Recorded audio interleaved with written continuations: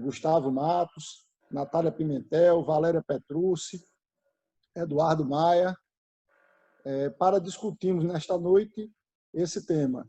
Eu queria só que vocês aguardassem só um pouco, que as pessoas estão entrando, e para que possamos começar.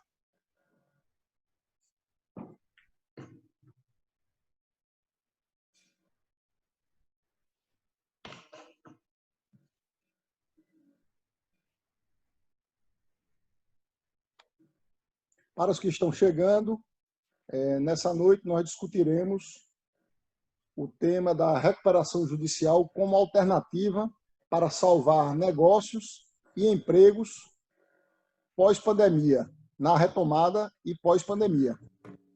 Então, é um tema muito atual, espero que vocês aproveitem, que o tema a discussão seja muito rica.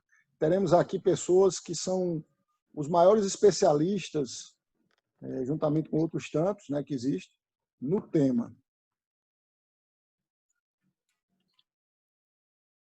Queria só esperar mais 1 minuto ou 2 para que todos os inscritos possam entrar. E eu queria dizer a vocês que, para o Nóbrega Farias, é uma satisfação catalisar e patrocinar essa discussão de um tema tão atual. Sabemos que nesta noite teremos Dr. Romero, Gustavo, Natália, Eduardo, Valéria, a presença de muitos empresários, de muitos professores de direito, operadores do direito, estudiosos do tema, ou mesmo pessoas que querem, estudantes, aprender um pouco mais sobre essa matéria. Sabemos que o tema da recuperação judicial ele é bastante estigmatizado. O que a gente quer hoje é, de forma simples, falar para aqueles que não conhecem o tema, quebrar alguns paradigmas, fazer as pessoas entenderem do que se trata a recuperação judicial de empresa, quais são as suas características, o que faz, Natália, um administrador judicial, Valéria, o que muda na gestão da empresa, doutor Romero, Gustavo, Eduardo, após o deferimento do pedido de recuperação, se essa empresa continua da mesma forma, se há alguma mudança, quais são as suas obrigações. Então, é isso que nós queremos discutir essa noite. Esperar só mais 1 minuto para começarmos. Queria inicialmente desejar boas-vindas a todos. Dr. Romero Carneiro Feitosa é um juiz bastante conhecido aqui, é uma autoridade no tema recuperação judicial, é o juiz que cuida dos assuntos das recuperações judiciais mais relevantes aqui na Paraíba. Maiores empresas passam pela vara de Dr. Romero Carneiro Feitosa, e ele, com sua capacidade, com sua inteligência, com seu bom senso, tem sempre contribuído bastante para que a recuperação judicial dessas empresas implique na salvação dos negócios. Eu queria agradecer ao Dr. Romero a sua presença, ele que é formado aqui na Universidade Federal da Paraíba e tem um rico currículo, um vasto currículo, e vai poder contribuir muito conosco nessa noite. Eu queria também dar as boas-vindas a Dr. Gustavo Matos. Dr. Gustavo é advogado, é pernambucano, aqui do lado da cidade de Recife. Ele é sócio do escritório Matos Advogados, e diria que Dr. Gustavo é uma das maiores autoridades no Nordeste quando o assunto é recuperação judicial. O Gustavo tem pós-graduação na FGV, é um advogado que patrocina as maiores RJs no Nordeste e também patrocina aqui na Paraíba. Ele tem vários casos aqui na Paraíba. Dr. Gustavo, seja bem-vindo. Sua experiência contribuirá bastante para o debate dessa noite. Queria também dar boas-vindas. Aqui nós temos 2 mulheres, então hoje é uma satisfação dar as boas-vindas aqui à doutora Natália, uma pessoa que eu conheço bastante também. Ela, a doutora Natália, é sócia da Líderes Recuperação Judicial, é uma empresa que faz a administração judicial, e ela é sócia também do escritório Lopes e Mébias. é advogada, tem bastante experiência no tema. Ela é administradora judicial de várias RJs, recuperações judiciais, em Pernambuco, em Alagoas, aqui na Paraíba, no Nordeste como um todo. A experiência da doutora Natália à frente dessas recuperações judiciais, sobretudo como administradora judicial, será bastante rica nessa noite, porque trará uma outra visão para os empresários, para os estudantes operadores do direito, do que o que faz o administrador judicial. Queria apresentar também duas pratas da casa, né? Doutora Valéria Petrucci, ela que é contadora, tem mestrado em contabilidade, ela tem um rico currículo na parte de gestão de empresas, reestruturação de empresas, MBA na FGV.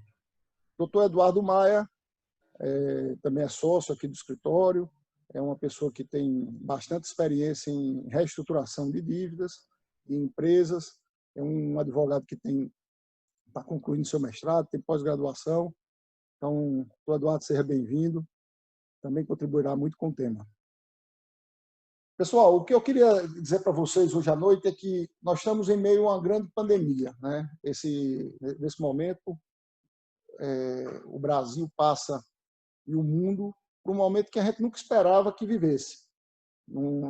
Ninguém previa que o ano de 2020, que seria aqui no Brasil um dito ano de recuperação, nós fôssemos nos deparar com um cenário tão desafiador.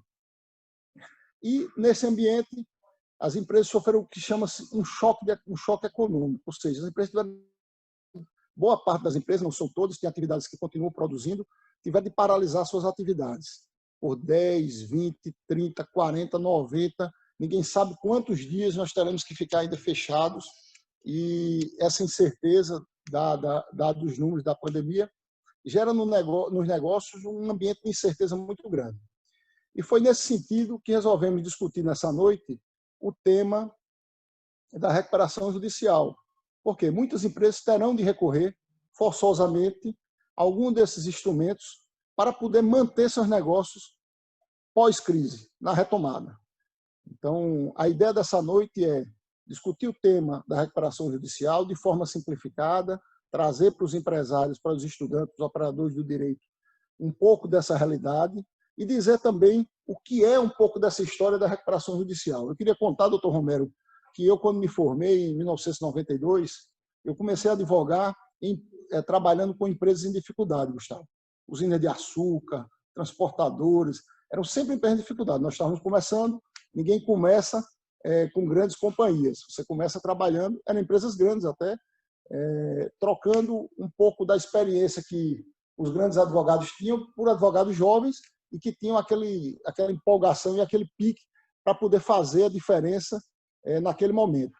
Essas empresas vinham da crise dos anos 80.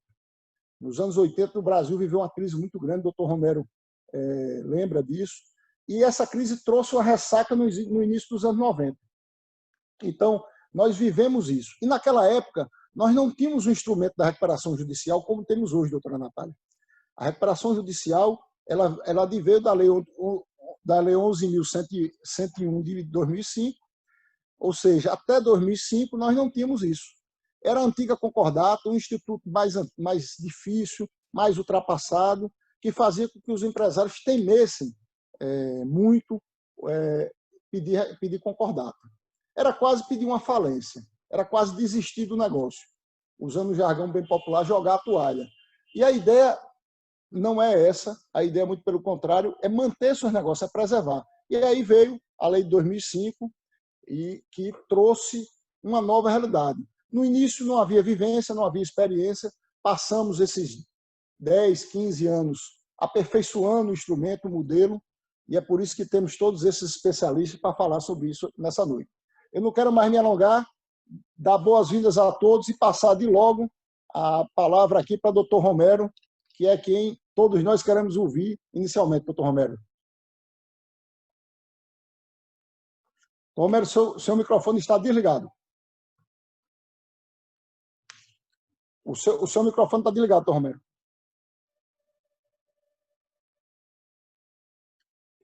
Doutor Romero, nós não estamos lhe ouvindo ainda. Agora. Isso. Pronto, desculpe. Eu queria dar uma boa noite a todos de maneira especial a você, Carlos, e dizer que quando você me convidou para participar dessa noite, dessa live, eu prontamente me pus à disposição para justamente contribuir com esse esforço de recuperação econômica que nós temos que iniciar, que nós precisamos, todos empenhados, apoiar o empresariado para que possam ressurgir das cinzas, digamos, porque nós estamos vivendo realmente com essa pandemia uma tragédia em todos os aspectos, econômicos, sociais, médicos, de saúde, uma série de coisas. E eu vi nesse convite essa oportunidade. E algumas pessoas conhecidas, inclusive em grupos que eu frequento, de WhatsApp, no meu prédio onde eu resido, e tenho alguns amigos que devem estar me assistindo, me perguntaram: o que é que você vai falar? E eu fiz um texto bem simples e disse: uma abordagem atual, coloquial, quer dizer, simplória, simples, transparente e simplificada do tema, visando atingir os diretamente interessados no assunto, o empresariado como um todo. E eu pretendo falar nesse momento não para estudantes de direitos, não para acadêmicos, doutorandos, cientistas jurídicos, com mestrados, com doutorado. Eu quero tentar esclarecer algumas questões. A minha contribuição é muito simples, é falar da minha prática do dia a dia. E eu espero conseguir. E aproveitar para saudar o Dr. Gustavo Matos, do escritório Matos Advogado, doutora Natália Pimentel, essa última, inclusive, doutora Natália, na escolha do seu escritório, porque vocês têm uma sociedade, a união de vocês dois foi o desempate da escolha. Eu estava entre dois grandes escritórios e o que me fez escolher o escritório foi justamente essa união e a experiência, a longa experiência que vocês têm. E também saudar doutor Eduardo Maia, doutora Valéria, filho do doutor Fernando Bezerra, meu dileto amigo, e dizer a todos que realmente, muito embora socialmente possa se pensar mal da recuperação judicial, a recuperação judicial não é um mal. A recuperação judicial é o remédio, é o instrumento. A falência, diferentemente, é a morte da empresa. Eu, nesses quase 25 anos à frente da vara de feitos especiais, quando eu assumi, já tinha falência e recuperação judicial, eu assumi essa vara e verifiquei que havia um desencontro, uma pouca informação das pessoas e até de alguns profissionais operadores de direito que faziam petição em nome da empresa falida, requerendo uma série de coisas. E eu comecei a fazer despacho dizendo: não, a empresa não existe mais, hoje é massa falida da empresa tal, e essa pessoa não é mais responsável por isso, por isso, por isso. Isso é falência. Mas a recuperação judicial não é falência. Recuperação não é morte. A recuperação judicial, usando uma linguagem assemelhada, seria o hospital. Quando você está doente, você procura para poder se recuperar. E a recuperação judicial visa isso, visa recuperar, ressuscitar se tiver mal, que nem todas as empresas que entram em recuperação judicial estão nesse estágio. Estão mal, mas tenta se recuperar. Existem diversas medidas que são tomadas no sentido de alongar prazos, de estender, de centralizar, sobre a proteção do ente público, do Estado, da Justiça, protegendo aquela empresa no sentido de tudo centralizado num juízo que, em João Pessoa, é a vara de feitos especiais, que tem por competência recuperação judicial de falências, também registro público, eu tenho o prazer de celebrar os casamentos de João Pessoa, já fiz milhares e milhares nesses 25 anos, né? E outras competências mais. E realmente, nessa competência, eu consigo ver um vinho social da recuperação judicial. E até da falência mesmo, porque aí você vai dar justeza nos pagamentos dos créditos. Estando na mesma categoria, todos receberão, na mesma categoria, os mesmos percentuais. Quer dizer, um recebe mais porque o advogado foi mais diligente e consegue receber tudo, e outro não recebe mais. Na falência existe uma justiça no adimplemento do passivo. Muita gente pode não receber nada. Os credores quirografados vão ficar no prejuízo. Mas os trabalhistas, os hipotecários, Fazenda Nacional, eu particularmente nunca paguei a Fazenda Nacional nada, porque realmente os créditos que se apuram não chegam para pagar a Fazenda Nacional, que antigamente estava em segundo lugar e passou a estar em terceiro lugar, né? Mas, em recuperação judicial, qual é a justiça? É uma justiça social, porque visa a recuperação judicial soerguer a empresa para preservar a atividade econômica, preservar o emprego, porque se a empresa quebrar, muitas pessoas serão demitidas. E talvez em São Paulo, no Rio de Janeiro ou pelo mundo afora, devido a uma atividade econômica mais acentuada, talvez encontrem emprego. Não sei. Mas aqui na Paraíba, certamente será mais difícil. E eu, sinceramente, vejo a recuperação judicial como um instrumento profundo de justiça social, de ajuda a quem, se perder o emprego, vai passar fome.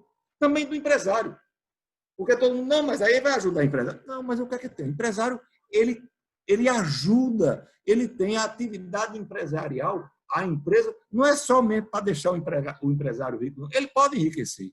Mas por que eu vou ficar com raiva dele? Porque ele enriqueceu. Porque eu escolhi a atividade pública e nunca serei rico? De maneira nenhuma. Eu sou despido desse tipo de sentimento. Eu quero ajudar. Vamos ajudar essa empresa para ela se recuperar, e ela se recuperando, você tem um fim social, porque você recupera a economia, você evita o desemprego, você vai distribuir riqueza, porque os credores dela vão receber, porque existe um efeito cascata. Uma empresa que é decretada à falência, que não consegue se recuperar, seus credores vão deixar de receber, e talvez isso provoque sua recuperação judicial e talvez falência. Então, é uma recuperação da atividade econômica. A recuperação judicial visa isso, recuperação da atividade econômica. E eu vejo nisso um fim social tremendo. E eu tenho muito essa visão, porque cada empregado de uma obra, seja em Areia Dourada, em Camboinha, na beira-mar do Cabo Branco, ou seja, lá no Valentim, no Mangabeira, que é demitida, é uma família que vai perder o seu sustento, que vai passar privação, vai passar dificuldade. Ele nunca será rico, porque ele é um operário, mas ele precisa desse dinheiro. E se essa atividade desaparecerá o sustento desse cidadão. Eu vejo isso. E é bom que o empresário ganhe dinheiro, porque ele vai gastar, vai para uma loja, compra um carro. Isso não é ruim, não, porque recupera a atividade econômica. A empresa onde ele comprar as coisas, vai investir, vai comprar uma máquina, vai locar equipamento, vai fazer muita coisa. Não, vou contratar isso. Riqueza não é ruim, riqueza é bom. E é bom que haja geração de riqueza, porque havendo riqueza, ela chegará melhor em todos os segmentos. Nem todos ficarão ricos, porque são questões que acontecem, mas a recuperação judicial visa a atividade empresarial. E muitos me perguntam, mas doutor, o senhor nomeia um administrador para recuperação? É claro, eu nomeio. E ele vai tomar conta da minha empresa? Não. A função do recuperador, do gerenciador da recuperação judicial, do administrador judicial, não é dizer quem vai isso, quem vai aquilo, mandar na empresa, dizer, não, você sai dessa mesa, essa mesa é minha. Não. O síndico na falência, realmente, ele toma a frente de tudo. Mas na recuperação judicial, a principal função do administrador do judicial é assessorar o juiz. Ele acompanha a empresa para assessorar o juiz. Eu sempre tenho reunião, e nesse sistema moderno de Zoom, ou pelo WhatsApp mesmo, quando é a reunião mais simples, ou outros Cisco, um bocado que a gente utiliza. Eu já tive reuniões com um administrador judicial de uma empresa aqui de João Pessoa, que era um escritório. Eu estava em João Pessoa, três deles estavam em Recife e um estava em Marcel. Fantástico. E resolvemos muitas coisas. E qual é a função dele? Justamente. Ele me fez um relato, foi quase assim, uma manhã toda de conversa, onde ele fez um relato de uma série de coisas, e eu anotando e questionando isso. Por que isso? E assim, assim, assim. Para quê? Eu me municiar de elementos e poder decidir certas coisas. Porque o empresário precisa da intervenção de estatal. E o juiz, nesse ponto, eu acho que é para ajudar a recuperação da atividade econômica. Eu vejo assim. Não é um bicho de sete cabeças. Agora, de qualquer forma, existem algumas cautelas, porque você não vende sem autorização judicial. Você não compra sem autorização judicial. Existe muito isso. Em João Pessoa, particularmente, muito embora o juiz seja um mero curioso do direito, mas a gente estuda um pouco e tem uma boa vontade muito grande. Quem milita no Fórum de João Pessoa sabe da minha acessibilidade, da minha boa vontade. Quantas e quantas vezes eu conversei com empresários em recuperação judicial, não para me fazer de amigo ou para ser convidado, não, para apenas ouvir e poder perceber as nuances e perceber da melhor forma de decidir. Como também os bancos. Chegam os representantes dos bancos, recebo muito bem. Os advogados de outros credores, reclamações, você tem que ouvir ambas as partes, em qualquer processo, e decide. E quanto maior percepção você tiver dessa realidade, melhor você poderá decidir. Eu sinceramente vejo isso, e o meu objetivo principal nesse momento foi trazer essa mensagem. De forma bem simples, coloquial, como eu disse mesmo, porque a gente tem que enxergar qual é o objetivo do direito, qual é o objetivo da justiça.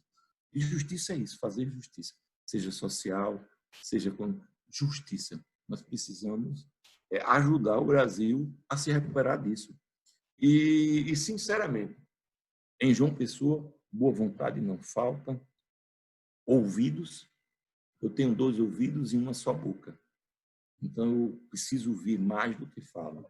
E sempre estarei atento e de portas abertas para receber todo mundo, com muito boa vontade, e com essa disposição que vem do fundo da minha alma. Né? Eu gosto de contribuir, de ajudar as pessoas. Né? Às vezes as pessoas me procuram e às vezes nem é minha competência, mas eu dou um conselho, faça isso, faça assim, porque é bom, eu gosto. Né? Eu sou quase um sacerdote da justiça. Eu vejo dessa forma. E para mim é um prazer muito grande. Não é sacrifício nenhum. Eu sou um cidadão que durmo muito cedo e acordo mais cedo ainda. E quem milita no fórum deve notar que meus despachos são assinados 4 horas da manhã, 4h30 da manhã. Por quê? Mas você dorme mal, eu durmo feito uma pedra. Eu gosto de dizer, às vezes, o pessoal pergunta, você dorme bem, Romero? Eu digo, eu não durmo, eu morro. E ressuscito toda manhã, porque eu durmo tão bem que eu não me lembro de nada. Quantas vezes você sonha na vida? Nenhuma. Porque eu não me lembro. Eu durmo e ressuscito no outro dia. Agora, acordo cedo, 4h30. Eu vou dormir 8h30, 9h. Eu faz anos que eu não assisto Boa Noite do Jornal Nacional. Porque eu começo a assistir e adormeço no meio, graças a Deus. Não assisto o Jornal Nacional todo, não. Mas é isso. E eu quero explicitar a todos que essa disposição de ajudar eu tenho. Não significa que tudo que se pedir eu defiro. Eu posso tratar bem, não adianto nada, mas boa vontade eu tenho. Muito embora, às vezes, nós somos obrigados a contrariar interesse, é isso. Mas tratar mal ou não o vi, de maneira nenhuma. Doutor Romero, lhe ouvir é sempre muito bom. O senhor, com sua sabedoria, com esse seu jeito simples, com as suas raízes de monteiro, esse jeito de gostar de conversar no pé do ouvido, gostar de conversar com as pessoas, atender no balcão. Quem milita na sua vara sabe da sua disponibilidade de atender a todos indistintamente e despachar o processo, muitas vezes dizer não, não atender as demandas, mas sempre despachar prontamente e atender as pessoas. Eu acho que isso faz muita diferença.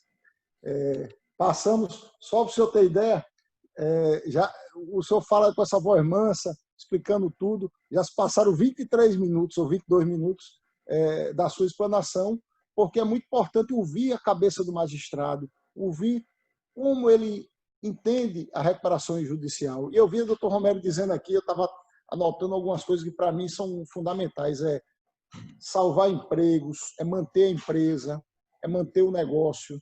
E nessa noite, doutor Romero, nós estamos aqui com audiência elevadíssima, o número de pessoas nos ouvindo é muito grande, muita gente de Pernambuco, muita gente aqui da Paraíba. Eu queria fazer algumas citações iniciais aqui, né? Primeiramente, dizer da presença da doutora Vanina, que é promotora, esposa do doutor Romero, presente aqui, empresários como o nosso Clóvito, da Planck Construtora, doutor João Ricardo Coelho, que é o procurador da Junta Comercial, doutor Felipe Nader, doutor Américo Vanderlei, do Atacadão dos Eletros, Jorge Crispim, Marcelo Maia, que é juiz do trabalho, pai de Eduardo Maia aqui presente, Guilherme Bahia, especialista em finanças, durante muito tempo tinha um painel na Rede Globo sobre finanças pessoais. Eu fazia parte da audiência dele. Um abraço, Guilherme. Eu vou abraçar outras pessoas também, viu? Ao longo a gente vai dizendo aqui extratos aqui de pessoas que estão presentes. Muita gente, muitas perguntas também. Dr. Fulvio Petrucci, marido da doutora Valéria, aqui presente também na audiência. Pessoal, nós temos várias perguntas. Eu queria fazer, antes de passar a palavra para o doutor Gustavo Matos, já ouvindo a nossa audiência, fazer já uma pergunta, né, do consultor. Nós temos aqui várias perguntas, eu queria exatamente que as pessoas fossem fazendo as perguntas. A nossa dinâmica vai ser, ao longo já da apresentação, permitir primeiro que a doutora Natália, Valéria, Eduardo e Gustavo possam entre si também conversar e dialogar, né, e fazer perguntas vindas do público. Eu queria prestigiar também nossa audiência. Nós temos uma pergunta de Joaquim Cruz, ele que foi diretor, presidente do Banco do Brasil Turismo, diretor do Banco do Nordeste, trabalhou uma longa experiência em Brasília. Ele pergunta para o doutor Romero: tenho uma vivência em conselho de diversas empresas e tratei recuperação como executivo de banco e agora como consultor, reconhecendo as devidas diferenças conceituais e legais entre o administrador judicial e do conselho de administração, vejo muita semelhança entre essas funções. Essa perspectiva, em sua vivência, faz sentido? Ou seja, o administrador judicial e o membro do conselho, eu já vejo algumas diferenças, mas vou passar a resposta para o doutor Romero Carneiro Feitosa. Responder, doutor Romero, em 1 minuto e meio, 2 minutos, para ouvirmos na sequência o doutor Gustavo Matos. É difícil para mim falar em 1 minuto, porque eu sou muito conversador, mas tem alguma diferença, porque, na verdade, o administrador judicial é quase um assistente técnico. Eu gosto muito de falar uma coisa. Eu, quando preciso decidir qualquer coisa, eu ouço quem entende. Ele vai me dizer. Eu tenho uma competência de ações acidentárias, que são ações contra o INSS, e a peça fundamental da ação acidentária é o laudo do médico, que eu indico, nomeio e vou ler. Então, eu acho que o membro de um conselho deliberativo de uma empresa, ele assessora na tomada de decisões finais. Ele precisa saber ter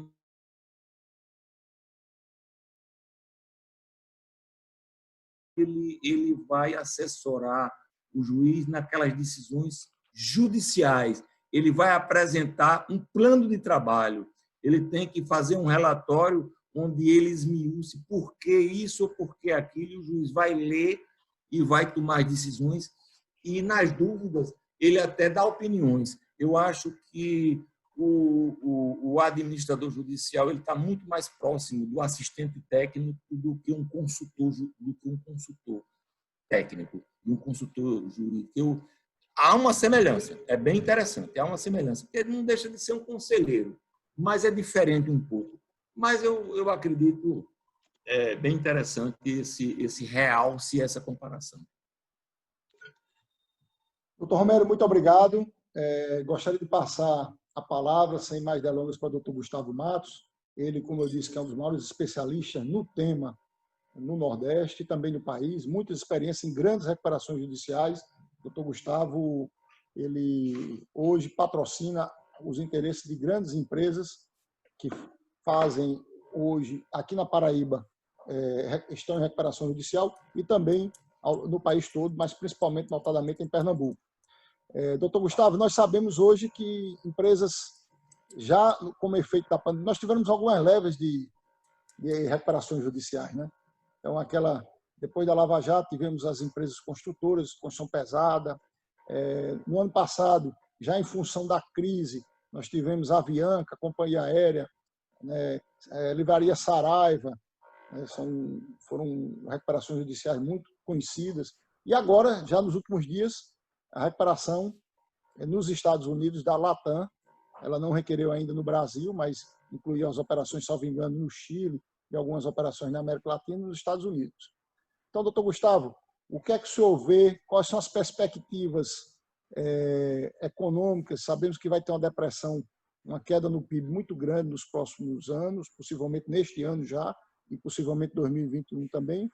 E queria que o senhor contextualizasse essa queda do PIB, desaceleração da atividade econômica e recuperação judicial. E também nos colocasse o dia a dia da recuperação judicial. Bem-vindo, doutor Gustavo.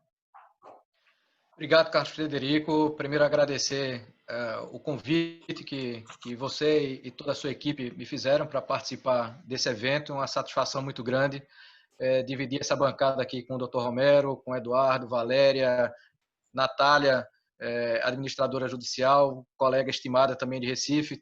Temos a oportunidade de dividir vários processos, ela na condição de administradora judicial e o nosso escritório como advogada devedora. O meu reconhecimento, o meu agradecimento e a convivência com o seu escritório vem de um dos primeiros casos de recuperação judicial que a gente começou a administrar no escritório, de uma grande usina que tinha atividades, inclusive, na Paraíba também. E, Carlos Frederico, você representava os interesses da devedora aqui também na Paraíba e foi daí que começou o nosso primeiro contato profissional e experiência que registro até hoje. Enfim, me permitam falar de recuperação judicial sem tratar muito do aspecto técnico. Acho que, como o doutor Romero falou, falar do ponto de vista da recuperação judicial de forma mais coloquial, de forma mais prática, e depois a gente abordar questões técnicas que poderão vir de perguntas das partes aqui interessadas, como também dos colegas. Fiquem à vontade para intervir na minha fala e contribuírem também aqui com o debate. Pois bem, a recuperação judicial do ponto de vista técnico, ela nasce judicialmente quando a gente protocola, né, o pedido de recuperação judicial.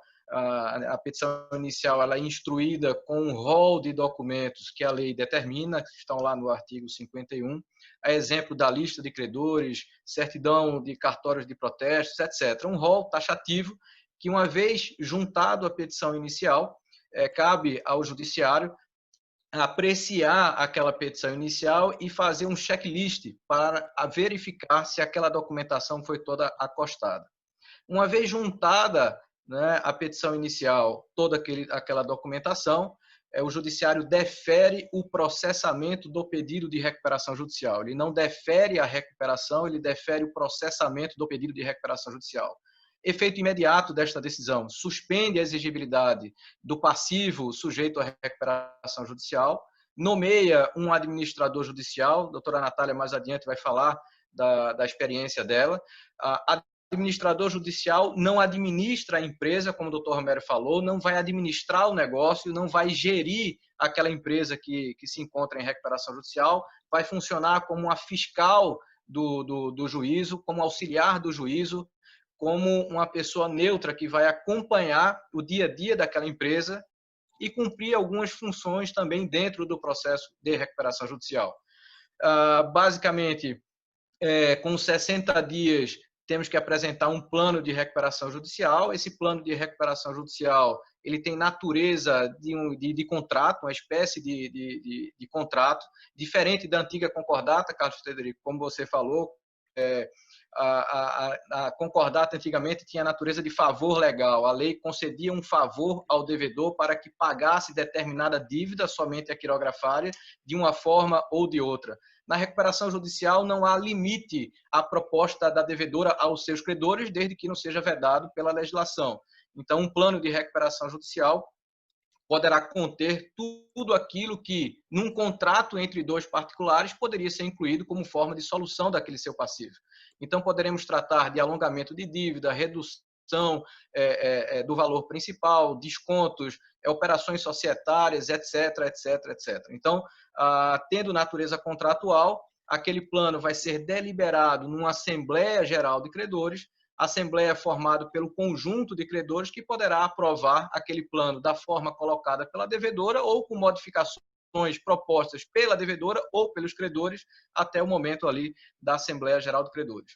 Importante destacar também que a recuperação judicial ela atinge diretamente um conjunto de 4 grandes credores organizados em 4 classes. Classe 1, os credores trabalhistas. Classe 2, os credores com garantia real. Classe 3, os credores quirografários, ou seja, que não tem garantia real ou que tenha garantias pessoais, fiança, aval, ou que só tenha realmente a obrigação contra a devedora. E na classe 4, aqueles credores que, por sua natureza, são microempresas ou empresas de pequeno porte, independente do valor da dívida. Esses credores, reunidos com a devedora em assembleia, decidem pela aprovação do plano de recuperação judicial, importando naquele momento, na novação do passivo. Eu tinha uma dívida pré-constituída, a exemplo de R$100.000, aquela dívida de R$100.000 foi modificada ou novada pelo plano. Se no plano disser que aquela dívida vai ser paga com 50%, ela será paga com 50% pelo prazo e a nova taxa que ficar definida. Então, do ponto de vista prático e numa dinâmica bem célere aqui, num resumo aqui bem prático de como funciona a dinâmica da recuperação judicial num presente momento, nesse hiato, é assim que funciona. Entretanto, como o doutor Romero falou, várias questões incidentais começam a surgir na hora da tramitação do processo de recuperação judicial.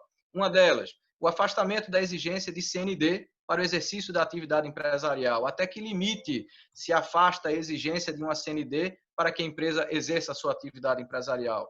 A possibilidade da contratação com o poder público sem CND, a alienação de um ativo sem certidão negativa, a possibilidade de tratamento diferenciado aos credores dentro da recuperação judicial. Esse é um ponto que, para quem não trata no dia a dia com o tema, parece ainda um tabu. Posso dar tratamento diferenciado aos credores? Posso.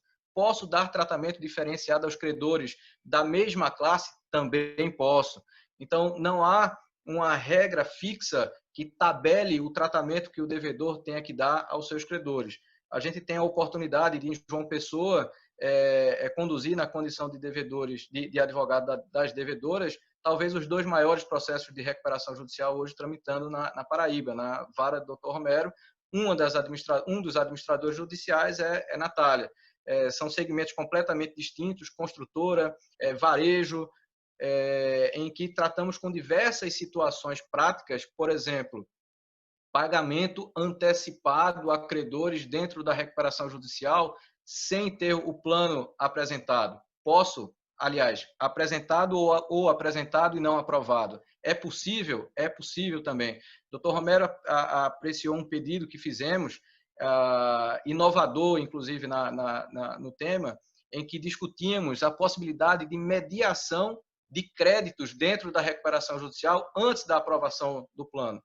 Vocês imaginem em tempo de dificuldade, a empresa que tem 3, 4, 5, 10 fornecedores estratégicos para a manutenção da atividade, entrar com um pedido de recuperação judicial e ter travado o fornecimento naquele momento. Como pensar na reestruturação do negócio, como pensar na recuperação judicial daquela companhia, se os fornecedores perdem a confiança ou, em algum momento, até por retaliação, travam o fornecimento.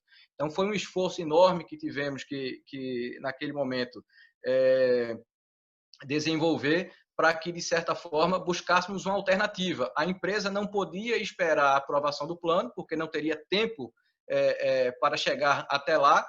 A lei não fala em possibilidade de mediação, a lei não fala em possibilidade de antecipação de pagamento, né? Mas construímos uma estratégia jurídica discutindo com o credor e o nosso cliente, a devedora, a possibilidade de mediarmos. De que forma? Criando um privilégio, entre aspas, para aqueles credores que voltassem a fornecer para a companhia, de modo que uma fração daqueles novos fornecimentos fossem abatido, o valor abatido da dívida sujeita à recuperação judicial. Isso foi colocado junto ao Dr. Romero, né, nesse processo, foi deferido. A empresa hoje voltou a contratar, a empresa mantém sua atividade empresarial viva, ela posteriormente estendeu essa estratégia, essa proposta para os credores trabalhistas. A empresa começou também a pagar antecipadamente parte do seu passivo trabalhista dentro de um processo de recuperação judicial. Ou seja, a vida da empresa com o processo, ela não teve uma grande mudança no início, ela conseguiu estabilizar a sua atividade empresarial com toda a dificuldade de gerir uma companhia em tempos de crise, que já vinha de outros períodos, agravada hoje com a Covid, a crise da Covid, mas isso não impediu que, pré-pandemia, estivéssemos tratando aqui com credores formas alternativas de liquidação do seu passivo.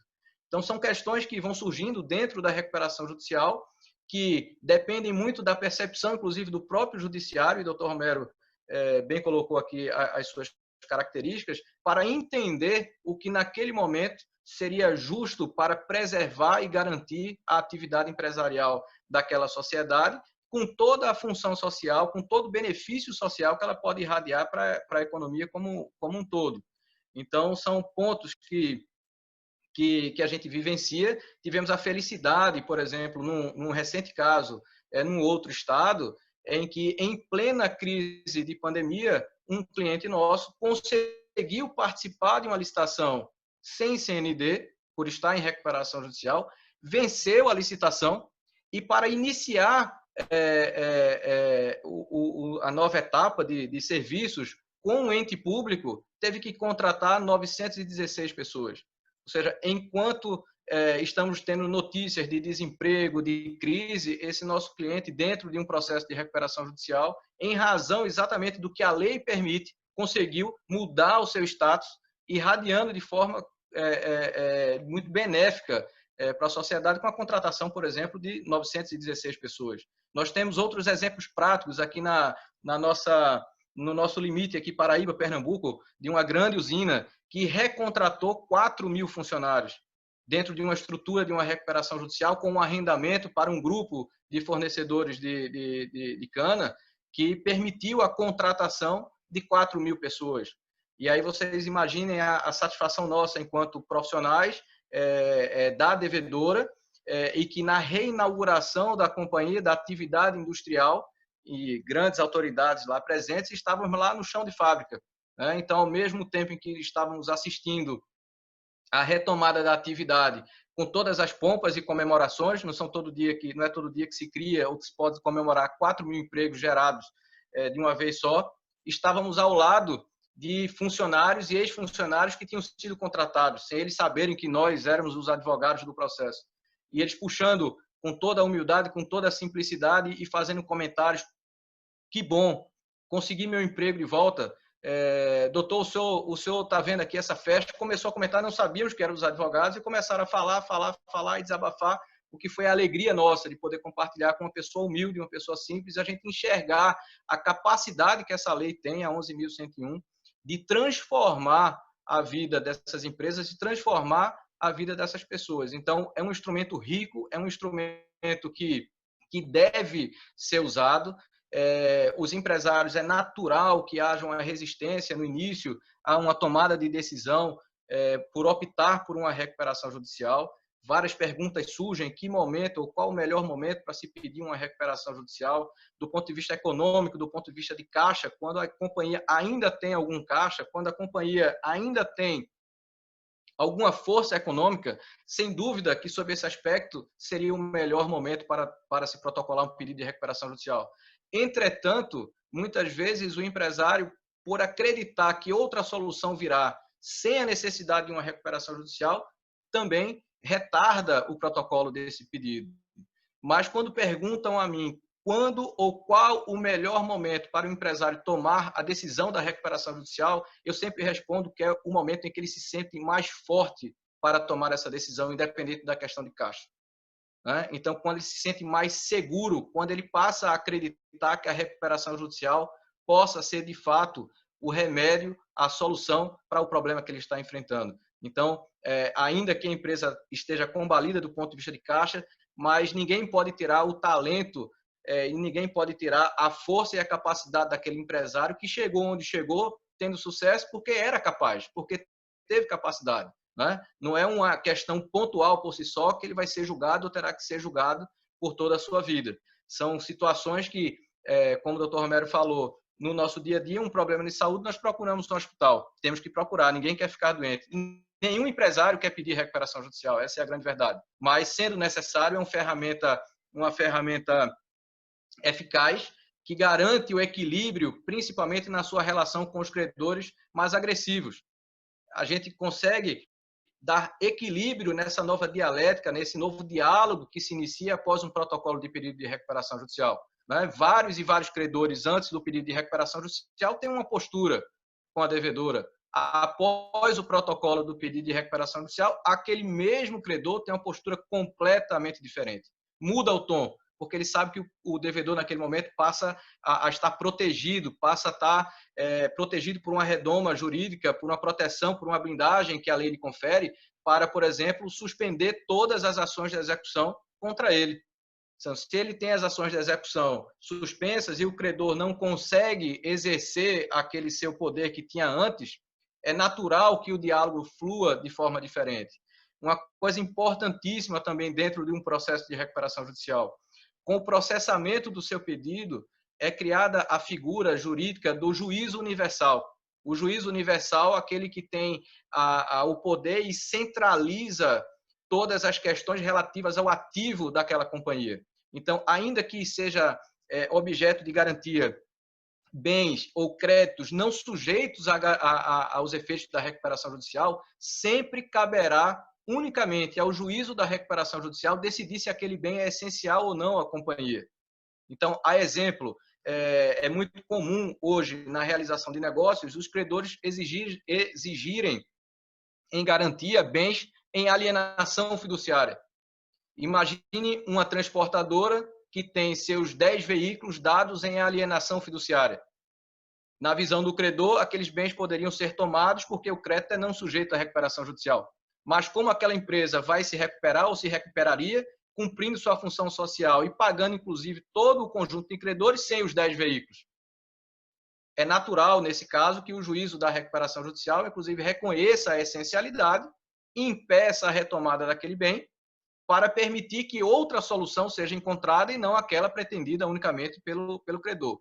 Isso se estende para todo tipo de operação. A exemplo de uma indústria, uma planta industrial dada em garantia. Poderá o credor tomar essa planta industrial dada em garantia se ela está em alienação fiduciária e empresa em recuperação judicial?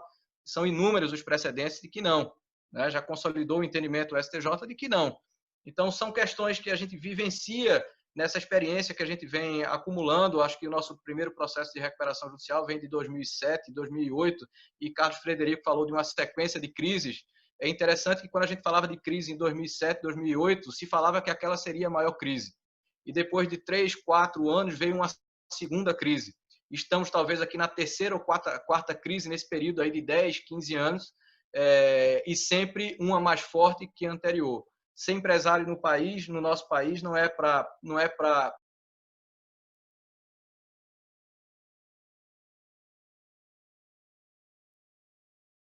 judiciário, apoio da compreensão desse conjunto de credores, para que a gente não deixe essas empresas se perderem. Fico à disposição aqui para esclarecer dúvidas, perguntas.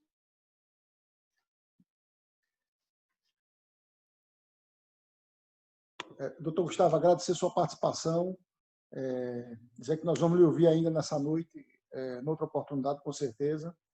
São muitas perguntas e eu gostaria de ouvir a doutora Natália, depois eu faria já perguntas para a doutora Natália e doutor Gustavo, na sequência, doutora Valéria e doutor Eduardo, porque nós temos uma audiência extremamente participativa, nós estamos com muitos presentes aqui perguntando. Gostaria de citar a presença do doutor Mário Júnior, doutor Romero, que lhe manda um abraço, o advogado Humberto Bezerra Cavalcante, a doutora Valéria também está aqui na audiência, doutor Tânia Farias, doutor Gustavo, lhe manda um abraço, e é um primo querido, doutor Écio Filho, juiz de trabalho, o advogado de empresas de ônibus, o diretor jurídico do Grupo Transnacional, o doutor Marcos Neto, e ao longo do webinar nós vamos citando a presença dos demais. Doutora Natália é muito experiente também, doutor Gustavo, doutor Romero, vocês já a conhecem bem, ela é uma das administradoras judiciais mais conceituadas e ela lidera a Líderes de Recuperação Judicial, além do escritório Lopes e Nébias, com o doutor Arthur Nébias. Doutora Natália, o administrador judicial o empresário tem sempre algum cuidado, algum medo, algum temor, porque são duas preocupações que o administrador judicial tem. A primeira é colocar, doutor Romero, o juiz dentro da empresa, porque ele vê isso como algo, eventualmente, que possa não ser bom para a companhia. E o segundo ponto é, na visão do empresário, colocar um administrador para tocar o seu negócio, para tocar o seu dia a dia. Então, doutora Natália, a minha pergunta que eu farei já em tom de provocação é: o administrador administra a empresa ou é o empresário? Seja bem-vinda e nos explica um pouco mais sobre a função do administrador. Nós que lidamos um pouco mais com isso, sabemos como é que funciona, mas queremos ouvir da sua experiência esses detalhes todos. Seja bem-vinda. Obrigada, Carlos Frederico. Boa noite a todos. Agradeço o convite em nome do Escritório de Advocacia Nobre e Farias, na pessoa do Dr. Carlos Frederico. Saúdo o Dr. Romero Feitosa, juiz com quem tenho a honra de tocar uma recuperação judicial, Dr. Carlos Gustavo Matos, doutora Valéria Petrucci e Dr. Eduardo Maia. Bem, é muito difícil falar depois do Dr. Romero e do Dr. Gustavo, né? É uma missão hercúlea. Mas vamos lá. Eu, dentro do tema que me foi proposto, que é a administração judicial, eu penso que é melhor fazê-lo contando do procedimento da recuperação judicial e a atividade da administradora dentro do procedimento. Então, dito isso, o doutor Gustavo já falou, eu vou repetir algumas coisas e dar um enfoque um pouco sobre o administrador judicial. Distribuído a petição inicial, cabe ao juiz, após verificados os requisitos constantes de lei, deferir o processamento do pedido de recuperação judicial. É nesse momento que, dentre outras atribuições, o magistrado nomeia o administrador judicial. E o administrador judicial quem é? É um profissional, segundo o artigo 21 da Lei 11.101, deve ser um profissional idôneo, preferencialmente advogado, economista, ou administrador de empresa, ou ainda pessoa jurídica especializada, que é o meu caso, e ele tem 48 horas para aceitar o encargo de ser administrador judicial de determinada empresa em recuperação judicial. Então, a partir da aceitação do encargo, ao administrador judicial cabem diversas providências. A primeira é fazer publicar a primeira relação de credores da devedora, né? Paralelamente, o administrador judicial, já neste momento, entra em contato com os representantes legais da empresa e vai à empresa explicar quais são suas atribuições e o que é que deve também o representante legal da empresa firmar compromissos junto ao administrador judicial. Afinal de contas, o administrador judicial é uma tecnia da legislação, ele não é o administrador da empresa, ele é o administrador do processo, ele é um fiscal do magistrado, ele é os olhos do magistrado fora do processo, não é? Auxiliando em todos os prazos processuais. Então, dito isso, ao administrador judicial também cabe, na forma do artigo 27, inciso 1, enviar cartas aos credores arrolados à recuperação judicial, pela lista apresentada pela devedora, informando do deferimento do processamento do pedido, a classificação do seu crédito, o valor do seu crédito e ainda que ele dispõe de um prazo de 15 dias para impugnar a lista apresentada pela devedora. Essa fase ela é chamada de fase administrativa. Por quê? Porque é o administrador judicial quem vai julgar essas impugnações, essas divergências, na verdade, apresentadas contra a primeira lista, a fim de desafogar o judiciário. Ele faz uma peneira de tudo que foi feito entre a primeira lista para apresentar uma segunda. Então, o prazo que o administrador detém para fazer isso, apresentar a segunda lista de credor, que é uma lista mais fidedigna entre a primeira e a segunda, é de 45 dias. Paralelo a isso, a empresa em recuperação judicial tem um prazo improrrogável de 60 dias para apresentar o plano de recuperação judicial. Como bem Gustavo falou, é a forma com que pretende pagar a universalidade de credores.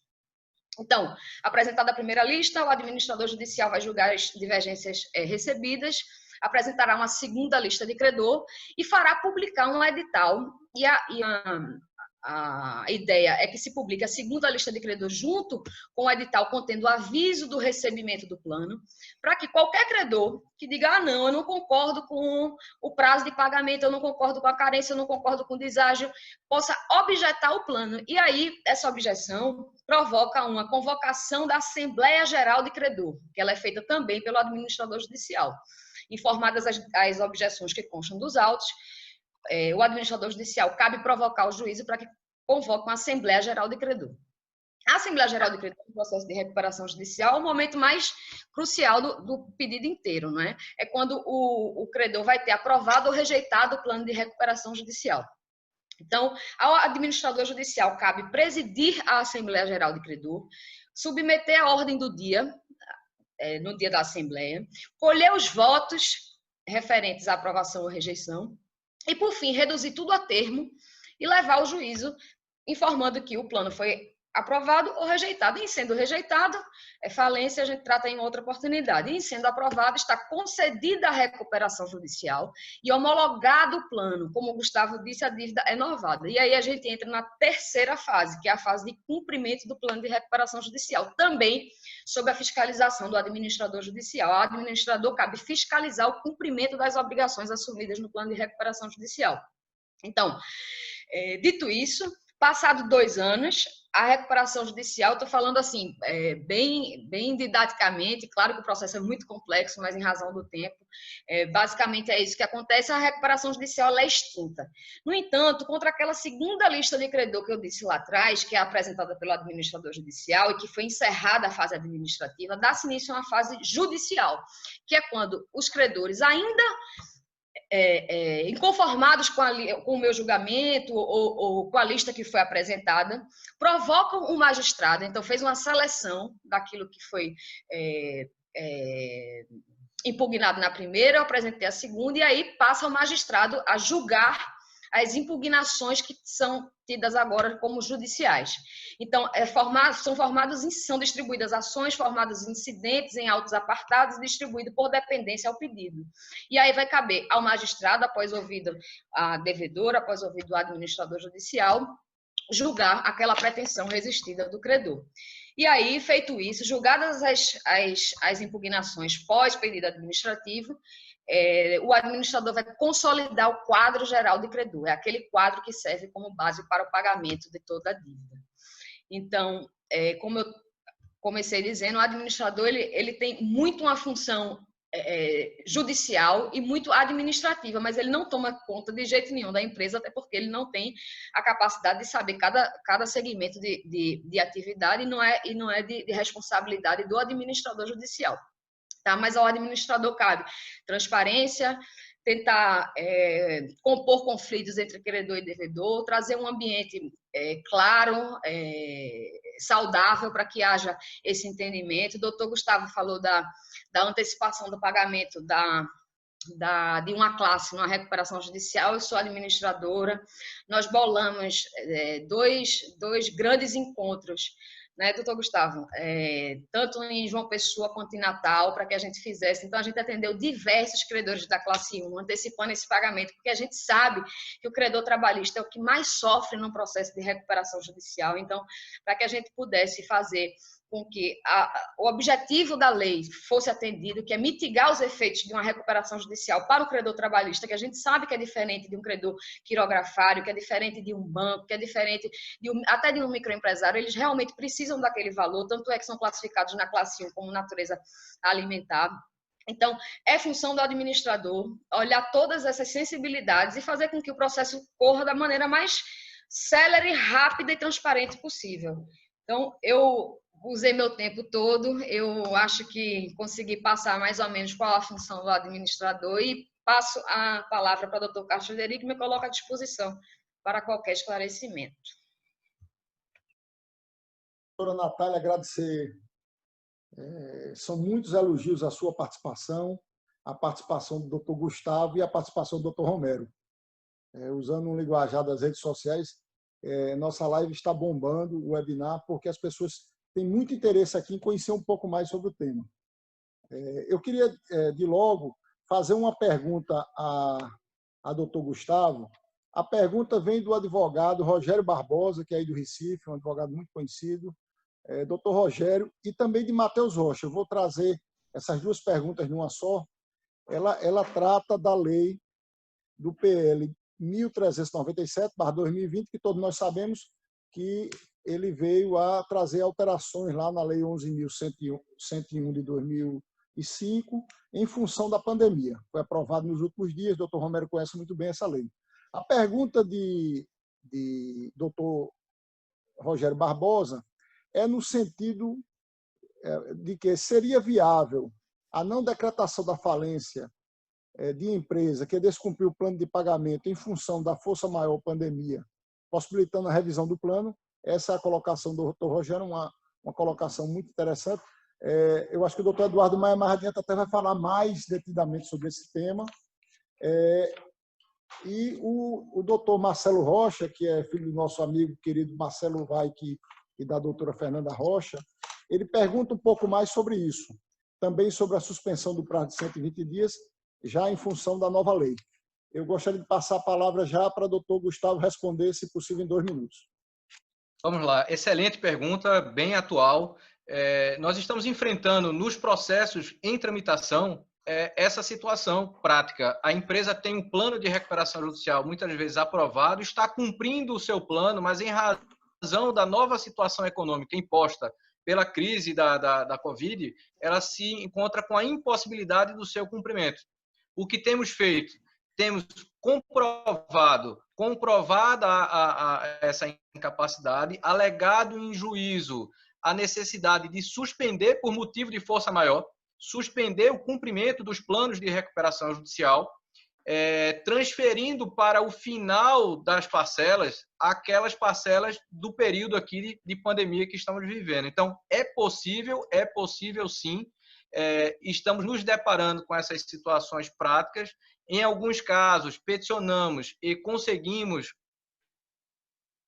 do judiciário a suspensão da exigibilidade daquelas parcelas do plano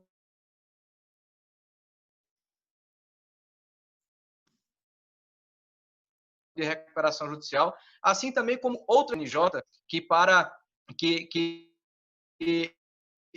orienta os juízes que cuidam de processo de recuperação judicial para que tenham mais flexibilidade ao analisar esse tipo de situação. Por exemplo, quebra de trava bancária, de forma que a gente consiga assegurar um fluxo de recebíveis para a companhia que sofreu, por exemplo, 80%. A gente teve casos de clientes que perdeu 80% do seu faturamento. Nós temos clientes que estão parados com 0% de faturamento. Não existe nenhum negócio no mundo que possa se reestruturar com 0 de faturamento. Então, é necessário, nesse momento, a intervenção do judiciário para que o judiciário possa suspender a exigibilidade daquelas obrigações, ainda que aprovadas num plano, para que a empresa possa apresentar um novo plano de recuperação judicial, que poderá ser deliberado numa nova Assembleia de Credores, ou, como fizemos em um outro caso também, assegurar que a devedora retomaria o cumprimento daquelas obrigações tão logo a situação econômica voltasse a uma regularidade, uma situação mais normal ou mais próxima daquela anterior à crise. Então, acredito que a primeira resposta esteja dada. Em relação à segunda pergunta, essa nova lei, ela ainda está em tramitação no Congresso, dessa vez agora no Senado. Então, ela não está em vigor ainda. Existe um projeto de lei sendo discutido, foi aprovado na Câmara, que confere algumas vantagens, mas o que nós temos que decidir hoje é com o sistema legal que nós temos hoje em vigor, a Lei 11.101, do jeito que ela está. Do jeito que ela está, nós conseguimos ferramentas, principalmente com o poder geral de cautela do juiz, o bom senso do juiz, interferir nessas relações para assegurar aquilo que está no artigo 47 da nossa lei, que é o princípio da preservação da atividade empresarial. O artigo 47 da lei é o coração da Lei 11.101. Né? Tudo gira em torno do artigo 47. Cabe ao judiciário, naquele momento, colocar na sua balança e entender se o pleito da devedora contribui para a preservação da sua atividade e o cumprimento de sua função social, em detrimento, muitas vezes, do interesse de um único credor ou de um conjunto reduzido de credores, em detrimento daquele todo universo. Então, dentro dos 2 minutos, não sei se passei um pouco mais, mas... Passou. Gostaria de lhe agradecer, doutor Gustavo. Eram 2 perguntas e eu coloquei as 2 porque tratavam de temas similares. E eu gostaria, antes de passar para a doutora Valéria, de fazer uma pergunta. Temos várias perguntas aqui do doutor Marcos Valério, do doutor Mário Júnior, do doutor Gustavo Negreiros e de Américo, que é empresário, e perguntando Américo pergunta acerca dos efeitos da pandemia. Dificilmente um RJ conseguirá manter o plano. É quase a mesma pergunta que foi feita aqui para o doutor Gustavo. Eu vou considerar, doutor Américo, essa pergunta já assim vencida, né? Respondida para o doutor Gustavo. Doutor Gustavo Negreiros pergunta, doutora Natália, boa noite. A sentença indenizatória referente à FAP ocorrido antes do deferimento do pedido de recuperação entra no concurso de credores? Saudar Gustavo. Gostaria de fazer uma saudação especial também aqui à doutora Tatiana Lemos, agradecer sua presença, doutora Tatiana, ela que é a promotora da vara do doutor Romero Feitosa, é também uma especialista no tema, enriquece muito a audiência a sua presença. Eu vou interromper para poder também saudar a doutora Tatiana e fazer a saudação da doutora Vanina. São 2 promotoras, doutora Vanina manda em mim, e doutora Sim. Tatiana é influência nos processos. Saudação. Doutora Vanina, se você não fizer, corre o risco aí sim de ter uma determinação para dormir no outro canto, né? Doutor Romero, obrigado. Doutora Natália, você poderia responder essa pergunta em 2 minutos para o doutor Gustavo Negreiros, ele que é procurador municipal? Posso até menos. O artigo 49 da Lei 11.101 determina que estão sujeitos à recuperação judicial todos os créditos existentes à data do pedido, ainda que não vencidos. Então, todo aquele crédito constituído anteriormente à data do pedido, ele se submete automaticamente aos efeitos da recuperação judicial, ressalvado, claro, o parágrafo 3º, que é uma questão que Gustavo já falou, que é a alienação fiduciária, mas a resposta é sim, submete, a sentença indenizatória submete aos efeitos do pedido. Doutor Gustavo, está querendo fazer alguma colocação? Já que Natália não usou o tempo todo dela, complementando a resposta, Natália, eu acho que a questão que fica também para ser pontuada é a seguinte: o momento em que aquela obrigação surge, né, acho que a pergunta também está vinculada a esse ponto. Se uma sentença condenatória, por exemplo, ela for proferida depois do protocolo, o crédito está sujeito ou não à recuperação judicial? Isso. Né? Essa é uma grande discussão que houve, mas existe um alinhamento nos tribunais, consolidando o entendimento de que o que prevalece é o fato gerador. Se eu tenho um contrato, por exemplo, gerado ou firmado entre as partes antes do protocolo, ainda que uma sentença indenizatória decorrente de uma discussão daquele vínculo contratual ocorra depois, o crédito estará, sim, sujeito à recuperação judicial, porque o fato gerador é anterior. Assim também como aos credores trabalhistas. Créditos que sejam discutidos na Justiça do Trabalho, que a sentença seja posterior, o que vai ser levado em consideração, isso é um entendimento pacífico já da segunda sessão do STJ, é o período trabalhado. Então, se o período trabalhado daquela pessoa é anterior ao protocolo do pedido de recuperação, o crédito estará também sujeito aos efeitos da recuperação. Gustavo, obrigado. Doutora Natália, obrigado pela resposta. Vou passar a palavra aqui para a doutora Valéria, ela que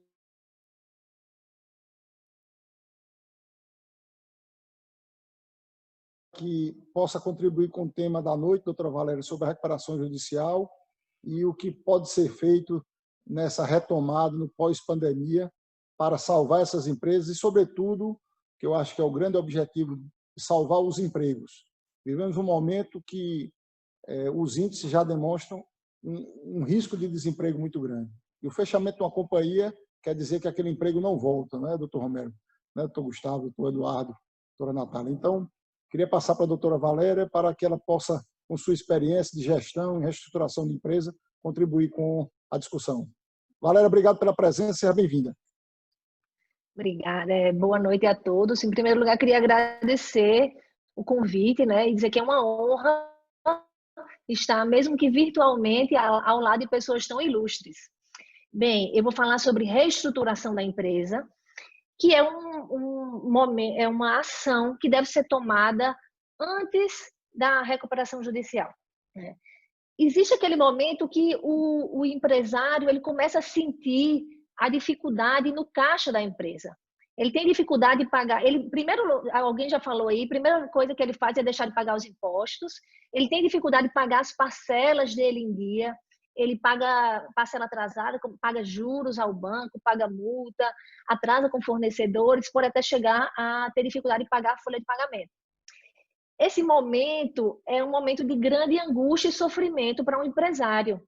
E ele fica tão focado em apagar aqueles incêndios do dia a dia, que muitas vezes ele perde a capacidade de ter a visão macro do negócio dele. Então, nesse momento, ele precisa parar e fazer a seguinte pergunta: o meu negócio é viável? Eu preciso apenas de um prazo para que encaixe aqueles pagamentos, a minha dívida dentro do meu fluxo de caixa? Eu preciso alongar esse prazo? Se a resposta for positiva, ele precisa reestruturar. A reestruturação de empresas tem 3 frentes de trabalho. A primeira frente de trabalho é a reestruturação operacional. A empresa deve revisar, a consultoria deve revisar toda a estrutura operacional da empresa com o objetivo principal de gerar caixa. A segunda frente de trabalho é a reestruturação societária. Na reestruturação societária deve-se analisar se vai fazer a estrutura ideal societária.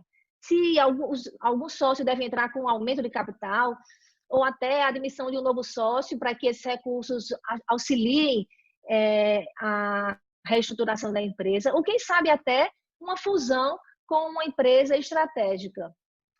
Mas chega um momento em que essas renegociações elas vão ficando mais difíceis, podem ficar mais tensas. E aí o empresário começa a sentir o risco de ter um ativo operacional sendo tomado, ou até um risco de um pedido de falência. E aí, nesse momento, junto com uma consultoria jurídica especializada, extremamente especializada, com experiência em RJ, uma consultoria financeira, deve-se decidir se a recuperação judicial é a melhor saída para a empresa. Se for decidido que sim, é importante lembrar da contabilidade. A empresa precisa ter uma contabilidade bem estruturada, já que durante o processo de recuperação judicial, a contabilidade da empresa ficará à disposição do administrador judicial e também à disposição dos credores. Eu vou passar para vocês um número de pedidos de recuperação judicial que entrou em vigor a lei desde 2005. Em 2016 foi o maior número de pedidos de recuperação judicial no Brasil, foram 1.863 pedidos. Nos anos de 2017, 2018 e 2019, ficou uma média de 1.400 pedidos a cada ano. A expectativa é que para 2020 esse número aumente e aumente os pedidos de recuperação judicial. E eu queria deixar uma mensagem. Queria dizer para vocês que no Brasil, a recuperação judicial, a crise da empresa é um tabu. Existe um constrangimento muito grande do empresário.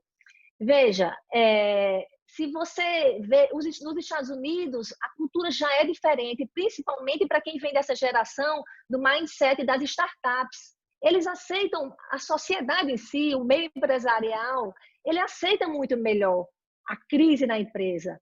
Então, ele sabe que, bem conduzida a crise, a empresa é como uma tempestade. A empresa pode passar por ela e se reerguer. Muito obrigada e passo aí a palavra para o doutor Eduardo. Doutora Valéria, eu queria só pedir licença um pouco para saudar, já que nós estamos agora mais perto do final do nosso webinar, mas saudar alguns presentes, né? Doutor Aníbal Peixoto, advogado, doutor André Luiz Luna Leite, advogado de um grande grupo empresarial, ele que é o gestor jurídico desse Grupo Soares de Oliveira, um dos maiores grupos do Estado, dos maiores grupos do Estado, dos maiores do Nordeste, do ex-deputado e produtor de cachaça e plantador rural Ariano Fernandes, Arthur Nélia, sócio da doutora Natália, empresária Carolina Santiago, doutor Constantino Cartacho, empresário também, saudar o advogado Paulo Guedes Pereira, que também está na audiência, doutora Glaucia, Henrique Brito, Paulo Ricardo Nunes, doutora Georgiane, doutora Ana Maria, que também estão na audiência, e passar já a palavra para o doutor Eduardo Maia, para suas considerações, e, na sequência, eu farei as perguntas e queria promover um bate-bola no final, rápido, entre todos nós aqui, sobre o tema. O tema é muito rico, nós já estamos aqui há 1h10 e não se esgota. Queria, de logo, convidar os senhores, já que eu tenho muitas perguntas aqui, certamente nós não conseguiremos atender a todos. Eu gostaria de dizer que eu gostaria de solicitar que doutor Romero, doutora Natália, doutor Gustavo, doutora Valéria e doutor Eduardo se comprometessem, se fosse possível, a responder as perguntas que eles fossem dirigidas. Eu vou repassar cuidadosamente a cada um e depois vocês me remeterão de volta. E eu gostaria de repassar todos que fizeram a atenção que nós temos, uma audiência assim, tão privilegiada de pessoas que estão discutindo o tema e querem entender mais.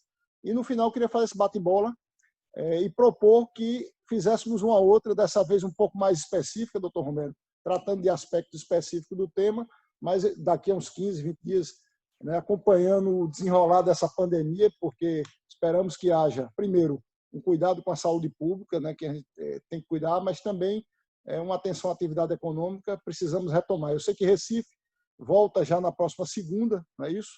Cidade de Recife, a notícia que tenho é que volta já na próxima segunda. Aqui em João Pessoa, na Paraíba, a expectativa é que volte. Nós estamos, assim, numa situação parecida com o lockdown. A ideia é que voltemos na sequência do dia 15 de junho. Então, mais uma semana, começa a voltar gradativamente, porque a atividade econômica precisa respirar um pouco. As pessoas precisam ter consciência de ter os cuidados sanitários necessários. Doutor Eduardo, boa noite. Seja bem-vindo. E fica à vontade para Eu vou só interromper para endossar a saudação do doutor Rodrigo, doutor Carlos Frederico, e saudar também o doutor João Ricardo Coelho, que eu vi que estava aqui, que ele já acompanha a vara de feitos especiais há muito tempo, e já várias vezes eu nomeei para outras questões. Doutor Roberto Cavalcante, meu amigo Roberto Cavalcante, e meu filho Carlos Eduardo, que está assistindo, Carlos Eduardo, e o filho, Marcelo, filho de Marcelo Vai, que eu preciso conhecer esse rapaz, eu fiz o casamento do seu pai. Mateus, fiz o casamento do seu pai e de sua mãe. Você deve ser inteligente. Eu estava presente. Filho daquele casal não pode ter nascido um camarada. Não, é inteligentíssimo. Eu estava presente nesse casamento também. Doutora Natália, pois não. Doutora Natália levantou a mão ali também. Vou aproveitar o momento de saudação e também saudar a 2 funcionários de doutor Romero que se encontram aqui, que é a doutora Ana Paula, assessora do doutor Romero, e Arnaud. E sem eles, dificilmente a recuperação funcionaria tão bem como funciona. Eles são realmente o braço direito do doutor Romero e nos auxilia de maneira espetacular, e eu só tenho a agradecer. Não vi que eles estavam também. Um grande abraço para os dois. E eu quero dizer alguma coisa ainda. Bota um espaçozinho, 5 minutos. Não, a gente vai voltar, doutor Romero, com certeza. Certamente nós vamos ter cada um de nós as considerações finais, com certeza.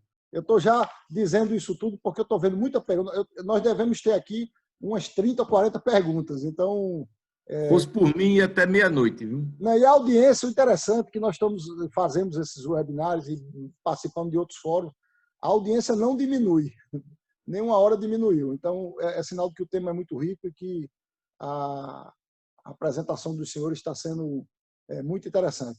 Doutor Eduardo, seja bem-vindo. Obrigado, Frederico. Tem a palavra. Boa noite, doutor Romero, meus colegas Gustavo, Natália, Valéria, todos aqui presentes também que nos acompanham. É uma honra e uma satisfação para mim estar aqui podendo debater com vocês. É um tema que é tão relevante e tão necessário, né, nesse momento de crise econômica. E como já foi dito pelo doutor Romero, Valéria e todos, que a recuperação judicial ela não é nenhum demérito.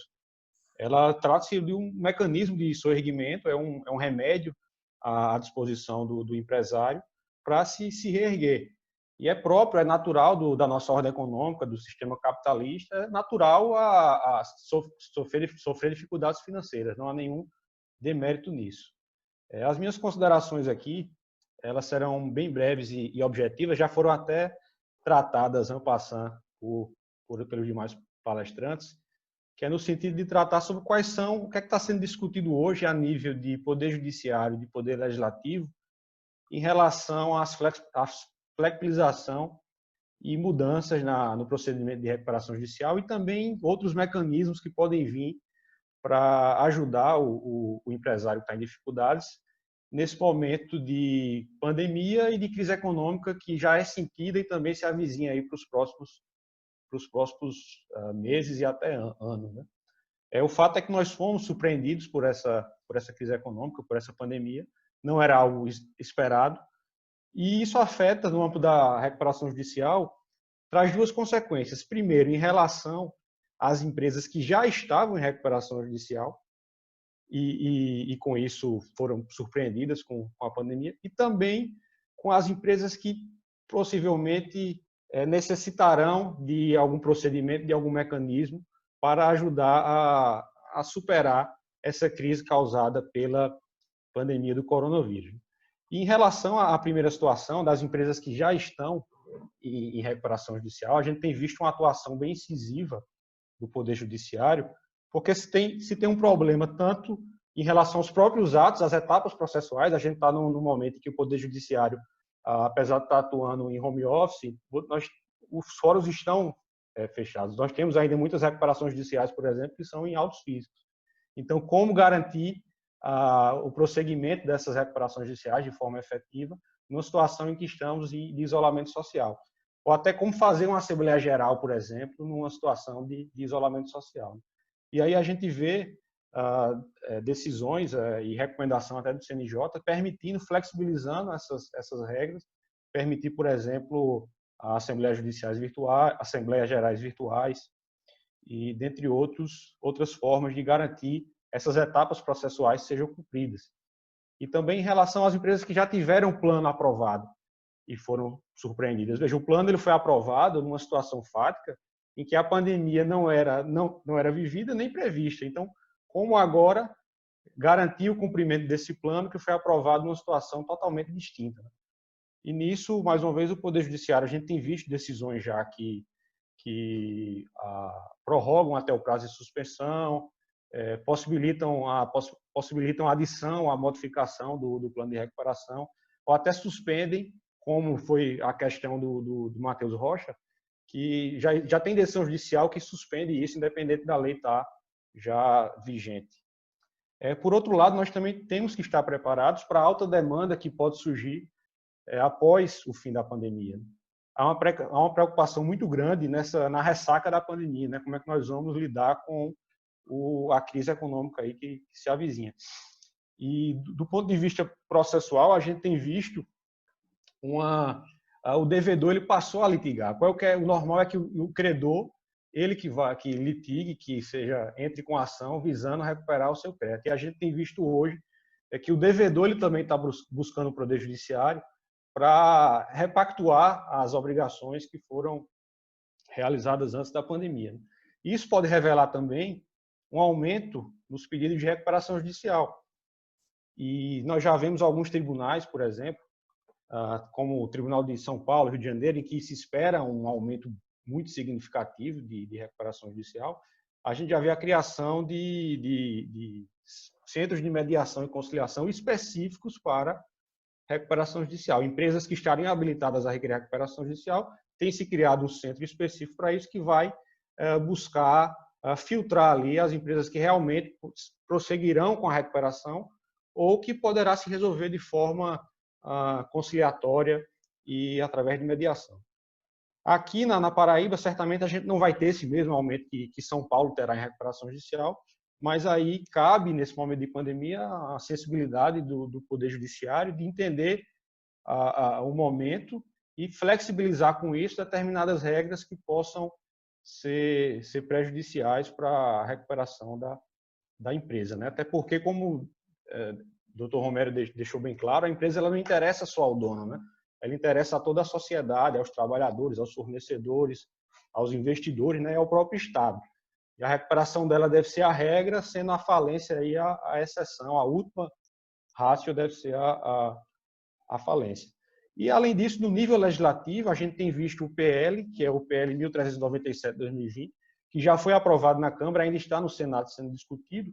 E um dos pontos que eu achei mais interessantes do PL, além dessas suspensões que garantem aí um fôlego maior para as empresas que estão em recuperação judicial, ele também propõe a criação de uma negociação preventiva, que é um procedimento que vai ser prévio à recuperação judicial, propriamente dita, em que, a partir do pedido, o empresário ele já vai ter aí 90 dias, ele vai ter 90 dias para negociar com seus credores de forma extrajudicial. Ao final disso, ele irá apresentar ao juiz o resultado dessas negociações. Se forem positivas, encerra-se por aí. Se forem necessários um maior prazo, converte esse procedimento em recuperação judicial. A única exigência para isso é que o devedor ele deve demonstrar que, em razão da pandemia, ele teve aí um decréscimo de 30% no seu faturamento em relação ao trimestre anterior. Esse projeto também flexibiliza, como já foi destacado aqui, alguns pontos da Lei de Recuperação Judicial, suspendendo a obrigação de cumprimento do plano e autorizando a apresentação de aditamento e outros planos. Mas, enfim, o que eu vejo é que as propostas hoje a nível judicial e legislativo, elas flexibilizam o procedimento de recuperação e também trazem novos mecanismos, novas ferramentas que visam esse fim maior, que é a reestruturação das empresas que foram afetadas aí nesse período de pandemia. E o que tem que ser visto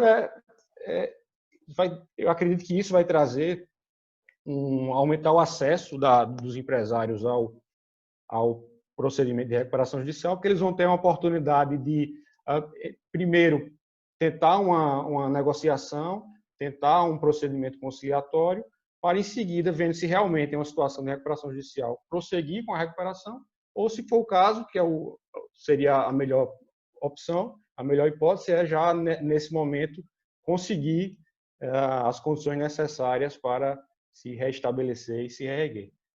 Então, são essas breves considerações que eu trago para o nosso debate e nosso webinar. Doutor Eduardo, agradecer muito. Você demonstrou profundidade que todos nós conhecemos nesse momento e contribui muito com o tema. Nós não podemos, em uma hora, conseguir esgotar o tema. Eu vejo que você traz uma questão que eu acho que é muito interessante e talvez, doutor Romero, quando das suas considerações finais, possa falar um pouco sobre isso, que é a questão da mediação. Tem também, eu queria que Natália ou Gustavo, quando também de suas considerações falasse, tem algo que se trata talvez parecido, que é a recuperação judicial extrajudicial, a RJ extrajudicial.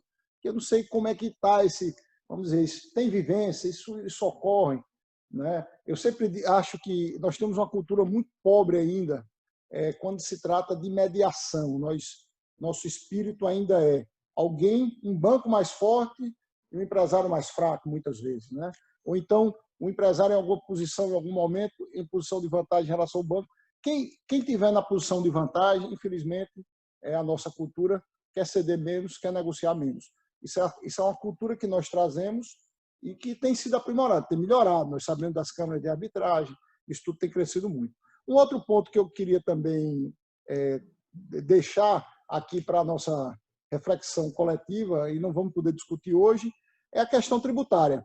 Nós sabemos que a RJ, um dos maiores problemas das companhias, das empresas, doutor Romero, doutora Valéria, doutor Eduardo, doutora Natália, doutor Gustavo, é o passivo tributário. E, no Brasil, o nosso sistema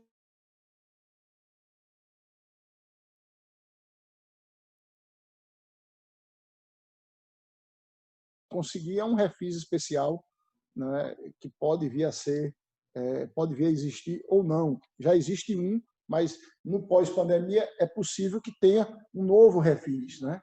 Como é possível ainda que tenha uma nova legislação em relação à recuperação judicial também já no pós-pandemia? Porque eu acho que aquele prazo de 6 meses iniciais ele ficou, né, completamente obsoleto, né?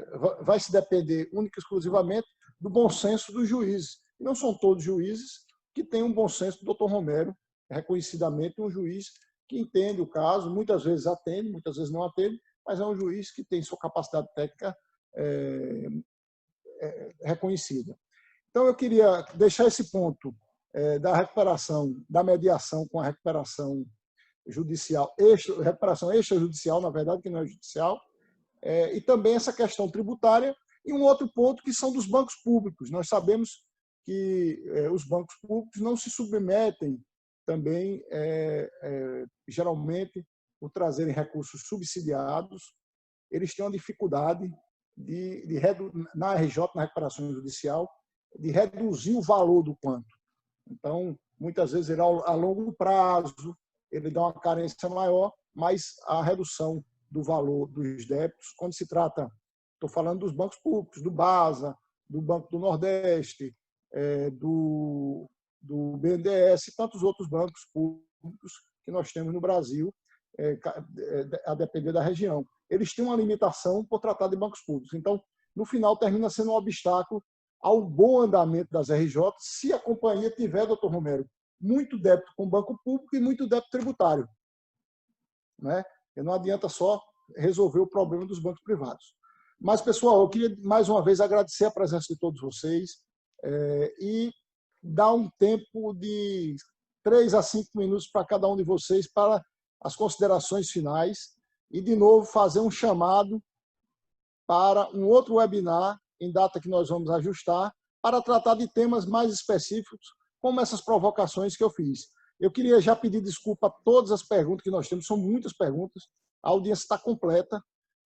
Dizer ao pessoal que também ficará disponível no canal do YouTube a nossa webinar, então quem quiser assistir amanhã, depois de amanhã, estará disponível, e eu vou também compartilhar com cada um de vocês.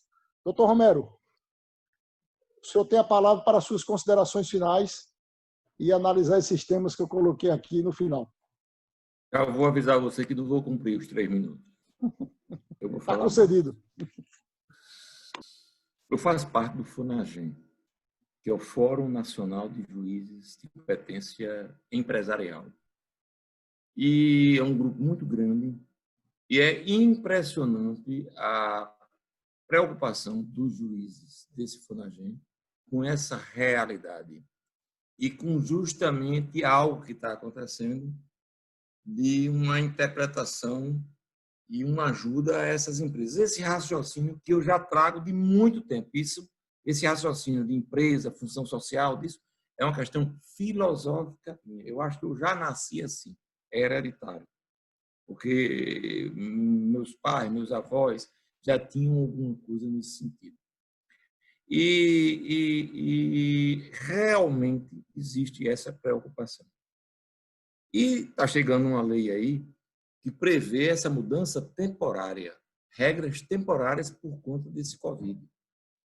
E isso é um precedente muito interessante, porque, de repente, se o prazo que foi estabelecido e as normas que foram alargadas no sentido de evitar a quebra das empresas em recuperação judicial não bastar, de repente, o próprio Poder Judiciário ou o legislador, porque nós temos 2 fontes de direito, a jurisprudência e a legislação podem resolver isso, enlastecer mais ainda, ou, de repente, os tribunais criam uma jurisprudência dizendo que não.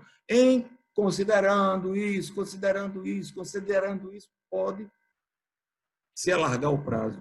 De repente, pode acontecer isso. Eu, particularmente, sou um admirador do direito consuetudinário, que determina que nem tudo é lei. Pode-se extrapolar alguma coisa, com base nos princípios e no bom senso. Tudo é respaldar isso. E, por conta disso, muito embora não exista uma previsão legal específica, num caso aqui na Paraíba, houve uma determinação de busca e apreensão de veículos e eu mandei suspender. Porque se apreendesse os veículos, a empresa morria. E não interessava ao banco a empresa morrer, muito embora me pareceu, porque eles iam perder uma parte, porque eles tinham uma garantia absoluta, e confesso que eu tinha muita confiança nessa empresa, porque era uma empresa que o seu proprietário se desfez de patrimônio pessoal e investiu na empresa. Eles estavam dedicados. Se não fosse a pandemia, a empresa estava muito bem encaminhada para a recuperação. Aí, por conta de certas medidas, você abortar uma recuperação de uma empresa, eu decidi. E os advogados do banco vieram a mim, eu digo, recorra, porque vocês vão matar a galinha dos ovos de ouro. Eu acho que vocês, pelo contrário, vocês deveriam procurar fazer uma avaliação contábil, uma auditoria na contabilidade, para ver se o empresário está roubando, está desviando alguma coisa, e se realmente vale investir, em vez de vocês cobrarem, condenarem a empresa à morte, investir e conseguir que essa empresa se ergue. E realmente eles não recorreram, não sei se recorreram, não sei, mas me disseram que iam avaliar muito isso. Então, eu acredito que possa haver uma coisa necessariamente. Mas queria lembrar uma coisa, que às vezes o cidadão comum, o empresário, por conta de uma despesa, de alguma coisa, o advogado é função essencial à justiça. E as pessoas, às vezes, relegam muito isso. Acham que o importante, não, doutor Romero, é gente boa, é um homem que tem uma preocupação social, é um homem acessível, é um homem que vai decidir certo, ele não vai decidir errado. Doutora Tatiana é uma promotora diligente, fiscalizadora, também não vai decidir errado. Mas se não tiver um bom advogado que saiba, ele perde prazo. Ele alega equivocadamente. É um advogado. O advogado é uma função essencial. E sem advogado, nem direito tem, porque se o advogado não alegar, desaparece. E eu estou vendo, em alguns casos, que as pessoas não querem nem contratar o advogado. Não tem uma despesa e não precisa. Porque o direito que não é defendido, direito inexistente. Eu queria justamente isso. Sempre estar acompanhado de um advogado, porque eu tenho um amigo meu que diz que juiz não erra, se equivoca. Mas vamos dizer, para um equívoco, como queira, de um juiz tem recurso. Para um erro, para um equívoco do Ministério Público, tem a reapreciação, levar o juiz que não acompanhe. Mas para um erro, para um equívoco de um advogado, não existe recurso. Preclui, decai, morre o direito. Então, eu queria lembrar isso. É muito importante. O advogado é função essencial à justiça. Muito obrigado. Doutor Romero, muito obrigado mais uma vez. Agradecer demais a sua participação. São muitos os aplausos aqui à sua performance nessa noite. E, mais uma vez, convidar para um novo debate mais adiante. Eu gostaria de saudar a presença do Dr. Roberto Cavalcante, já foi citado por Dr. Romero, Dr. Rodrigo Falcone, Sávio Prado, é um grande advogado do estado de Sergipe, está nos acompanhando, Dr. Ricardo Maia. Eu também eu tenho que saudar a Maria Luísa, que também está na assistência, e Fredinho. Se eu não saudar a doutora Maria Luísa, eu sofro da mesma punição do Dr. Romero, com o Vanino. Passar a palavra para o Dr. Gustavo Matos para suas considerações finais, Dr. Gustavo. Carlos, eu queria agradecer mais uma vez a oportunidade, me colocar à disposição para novos debates. O tema é muito palpitante, é muita coisa acontecendo. Todas as vezes que alguém aqui, algum participante tocou em algum assunto, as ideias já começam a fluir, as coisas que a gente vem vivenciando no dia a dia, recomendação do CNJ, que quando se falou aqui, Eduardo falou nas recomendações, e um colega que fez pergunta sobre a possibilidade de falência em decorrência de descumprimento do plano, recomendação do CNJ orienta o juiz a flexibilizar a aplicação do artigo que fala que se não cumprir o plano, se decreta a falência. São situações que a gente está vivenciando no dia a dia, que reclamam de fato aqui uma nova oportunidade para que a gente possa debater talvez de forma mais objetiva em algumas situações práticas que sejam colocadas. A gente já vai ter a orientação também de várias perguntas que foram feitas, então a gente já vai também entender o que é que o público está querendo saber um pouco da gente. Então, eu queria, na verdade, nas palavras finais, me colocar à disposição, agradecer a oportunidade, foi uma experiência única aqui dividir com vocês esse momento, e contem comigo. Boa noite a todos e até a próxima, se Deus quiser. Gustavo, muito obrigado. Passar a palavra, agradecer a sua presença, seu conhecimento muito rico. Com certeza precisaremos da sua presença também no próximo webinar, dessa vez sobre um tema mais específico. Queria passar para a doutora Natália a palavra, já agradecendo sua presença nesse webinar. Bem, eu renovo também o agradecimento ao escritório Nóbrega Farias, doutor Carlos Frederico. Agradeço participar desse painel com o doutor Romero Feitosa, um excelente magistrado, doutor Gustavo Matos, advogado que eu tenho a honra de compartilhar vários processos de recuperação, doutor Eduardo Maia, que trouxe realmente muitos pontos importantes, mas aí é matéria para uma outra webinar, porque esse projeto de lei, como foi dito, ele foi aprovado na Câmara, mas ainda há de passar pelo Senado, e existem muitas críticas do Judiciário, seja com relação à negociação preventiva, que alguns entendem que não deve existir nesse momento, porque deve ser feita extra alta e só submeter o pedido de recuperação judicial. Isso é uma crítica do Dr. Paulo Roberto, da 2ª Vara de São Paulo, que acha que, na verdade, o judiciário é feito para pretensões resistidas e não negociações voluntárias. Tanto é assim que o uso capião é feito hoje extrajudicialmente, divórcio é possibilitado fazer extrajudicialmente, então por que a gente tem que fazer uma negociação preventiva para poder pedir uma recuperação judicial? Vá lá e peça. Ou então negocie fora dos autos. Então, assim, fora isso, existem tantos outros temas que a gente pode ser modificado no Senado, que talvez uma precipitação de nossa parte para estar falando de prazo, de forma. Eu acho que a gente hoje tem a resolução 63 do CNJ, que, de um jeito ou de outro, ele está delimitando muito bem, recomendando muito bem aos magistrados a tratar sobre liberação de valores, quando possível, serviços essenciais, plano modificativo, suspensão de pagamento, desde que comprovado alguns requisitos. Então, assim, eu acho que o que a gente tem hoje dá para deliberar sobre o assunto, e eu acredito que é necessário realmente aguardar, porque pode ser que haja muita mudança daqui para lá, e o que a gente tem que trabalhar é com hoje, e não com um projeto de lei que pode ser modificado no Senado, mas acredito que vai passar, porque é emergencial, e como o doutor Romero falou, ele tem prazo determinado. E ainda assim, outra consideração que eu faço é que, ainda que a gente faça modificações dentro desse projeto de lei, ele vai ter consequências futuras pós-término de caráter emergencial. Então, assim, ele tem que ser tratado realmente no Senado de uma maneira muito própria, com muita propriedade, para que não haja realmente um desvirtuamento do Instituto, porque há previsões de inclusão de crédito pós-recuperação judicial num plano que afeta um quórum, que afeta já o que foi deliberado na Assembleia Geral. Então, assim, eu acho que todo cuidado é pouco, que a gente tem hoje dá para resolver, o assunto é urgente, está todo mundo numa crise, e eu acho que a crise ela tem que ser enfrentada da maneira melhor possível. Eu agradeço novamente aos participantes, doutora Valéria, doutor Eduardo, doutor Carlos, e me coloco aí à disposição com a segunda parte. Natália, nós vamos precisar mesmo. Como disse o doutor Gustavo, quando a gente vai começando a discutir o tema, vem as perguntas, e surgem muitos questionamentos que a gente vê. Essa questão tributária, bancos públicos, e uma questão que a gente terminou, por serem tantos assuntos, deixou de abordar, é o que é que ocorre quando, por exemplo, o plano submetido não é aprovado pelos credores, né?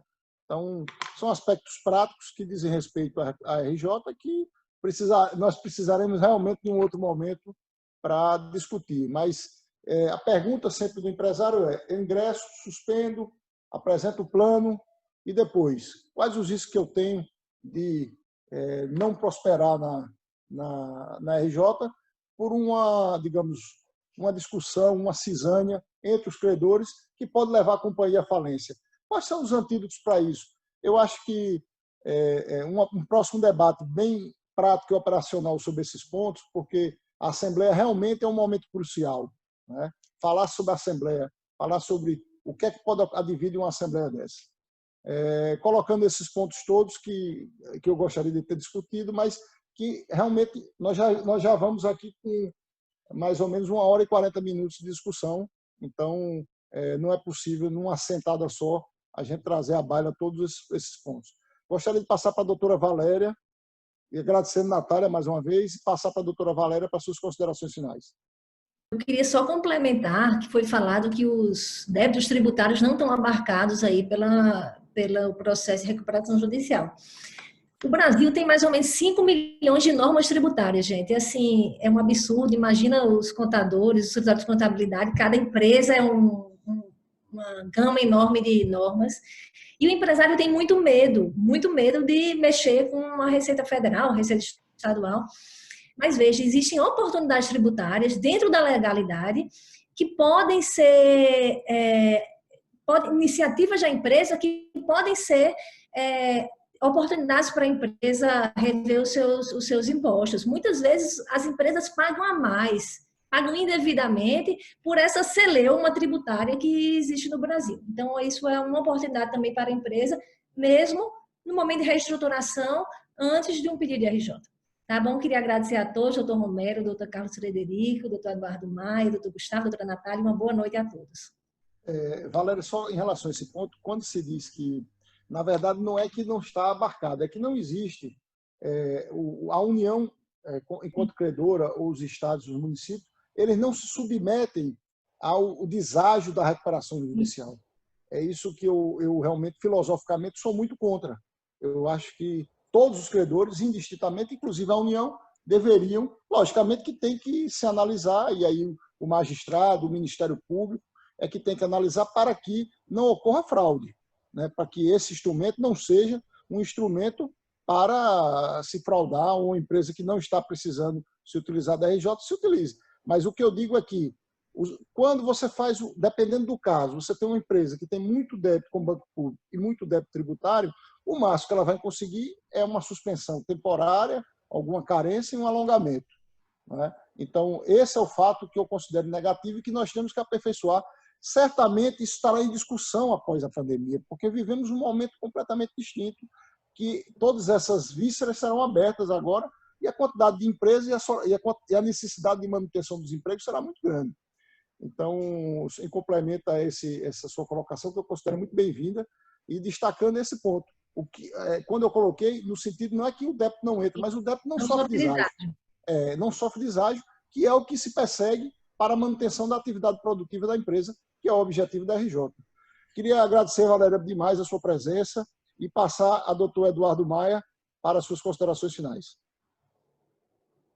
Obrigado, Frederico. Queria agradecer também a todos aqui, aos meus colegas de painelistas, doutora Natália, doutor Romero, doutor Gustavo, doutora Valéria e Frederico.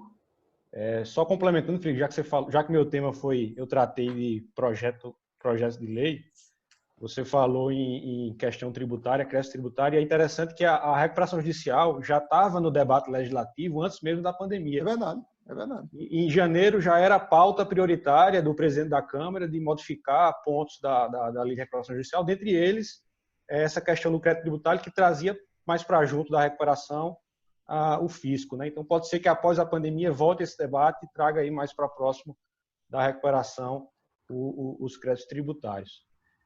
E finalizando, queria só, já que eu tratei de mediação, conciliação, essas propostas aí alternativas, seria muito bom se tudo se resolvesse entre credores e devedores, se a gente conseguisse resolver nessas etapas de negociação. Seria muito melhor para a retomada do país, né? Mas não sei se os bancos vão colaborar tanto com essas negociações prévias, mas acredito que a história mostra aí que sociedades devastadas, elas se reerguem através de um esforço coletivo e conjunto de toda a sociedade. Então seria muito bom se tanto os credores e devedores conseguissem chegar em consenso para a gente retomar da melhor forma possível dessa pandemia que devasta aí o nosso país.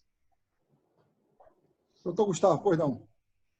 Me perdoe aqui a palavra aqui ao final, mas a inquietude de advogado e devedor, quando você puxou vários temas aí que são do nosso dia a dia e que realmente a gente numa próxima vai poder explorar melhor. O crédito tributário, ele de fato não está sujeito, ele não sofre os efeitos do plano.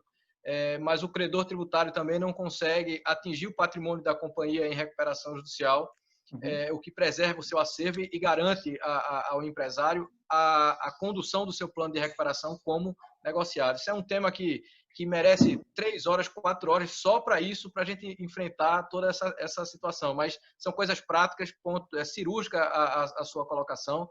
A questão tributária é a questão dos bancos públicos também, a dificuldade que se tem, mas a gente pode trazer na próxima também até casos práticos que nós enfrentamos, tanto esse ponto quanto o tributário, quanto a relação com os bancos públicos dentro desse ambiente de recuperação judicial.